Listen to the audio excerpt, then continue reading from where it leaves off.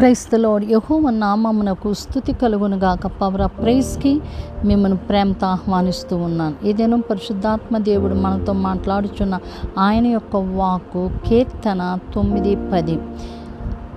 నలిగిన వారికి తాను మహాదుర్గమగును, ఆపత్కాలములలో వారికి మహాదుర్గమగును.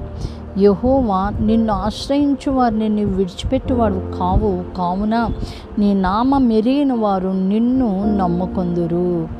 సో చాలా చక్కని మాటలు దేవుని గురించి వ్రాయబడి ఉన్నాయి.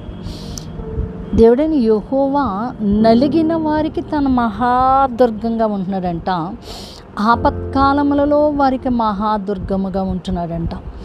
నలిగిన వారికి మానవులు దూరమైపోతూ ఉంటారు. ఆపదలలో మానవుడు ఉన్నప్పుడు స్నేహితులు, బంధువులు వాళ్ళు మహా దూరమైపోతూ ఉంటారు. అస్సలు దరిదాపుల్లోనికి ఉండరు. అసలు పిలిస్తే పలికేటట్టుగా వారు ఉండరు.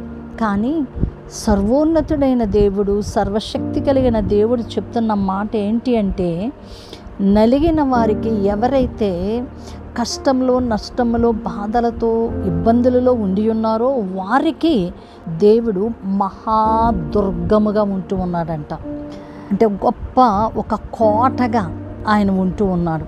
అలాగే ఆపదలో ఎవరైతే కష్టములో, ఆపదలలో చిక్కుకుని ఉన్నారో వారికి దేవుడు ఏమంటున్నాడంటే, వారికి కూడా మహాదుర్గముగా, గొప్ప కోటగా ఆయన ఉంటూ ఉన్నాడు.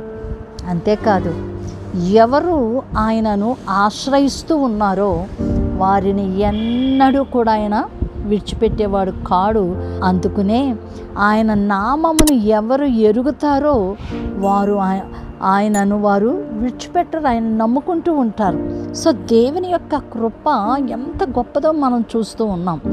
మానవుడు మనిషికి ఎప్పుడైతే దూరమైపోతూ ఉంటాడో, ఎలాంటి పరిస్థితులలో విడిచిపెడుతూ ఉంటాడో, తృణీకరిస్తూ ఉంటాడో, కనుమరుగైపోతూ ఉంటాడో, అలాంటి పరిస్థితులలో దేవుడు ఏమన్నాడంటే, నలిగిన వారికి నేను మహాదుర్గంగా ఉంటాను, ఆపత్కాలములలో నేను మహాదుర్గంగా ఉంటాను.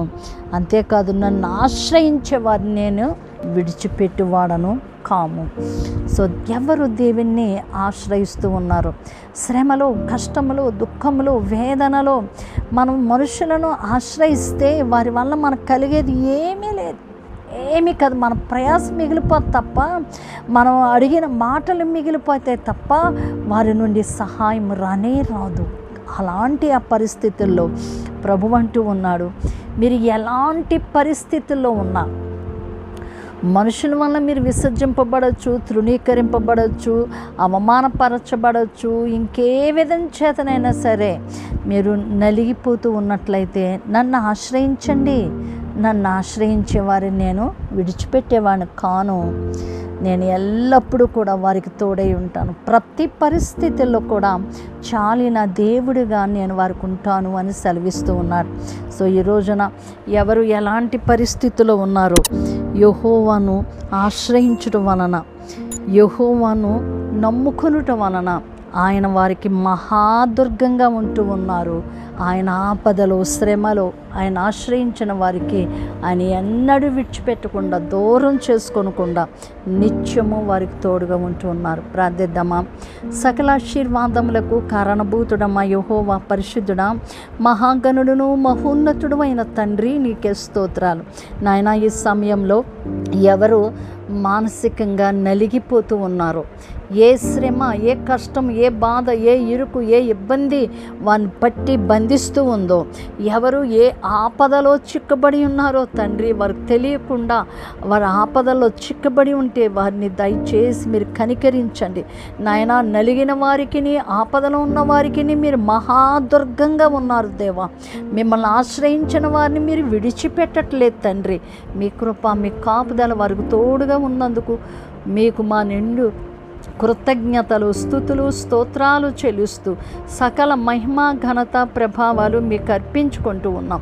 Thank you daddy. ప్రతి పరిస్థితిలో మీరు చాలిన దేవుడుగా, నమ్మదగిన సహాయకుడుగా, మహాదుర్గముగా మీరు వీరికి ఉన్నందుకు కృతజ్ఞతలు, స్తుతులు, స్తోత్రాలు చెల్లిస్తూ యేసు శ్రేష్టమైన నామమున స్తుతించి ప్రార్థించి పొంది ఉన్నాము తండ్రి. ఆమేన్, ఆమేన్. God bless you. మీరు ఇప్పటికే ఇతరులకు షేర్ చేస్తూ ఉన్నారు, అలాగే మీరు సబ్స్క్రైబ్ చేశారు. సో మీరు లైక్ చేస్తూ ఉన్నారు. మిగిలిన వాళ్ళు కూడా లైక్ చేసేటట్టుగా, సబ్స్క్రైబ్ చేసేటట్టుగా, ఇతరులకు షేర్ చేసేటట్టుగా, మీరు ఆశీర్వదింపబడినట్లుగా మీరు ఇతరులకు తెలియచేయండి. దేవుని యొక్క మెండైన దీవెనలతో మీరు నింపబడతారు. God bless you. మీ ప్రియ సహోదరి షారోన్ సువార్తరాజు. షలోమ్.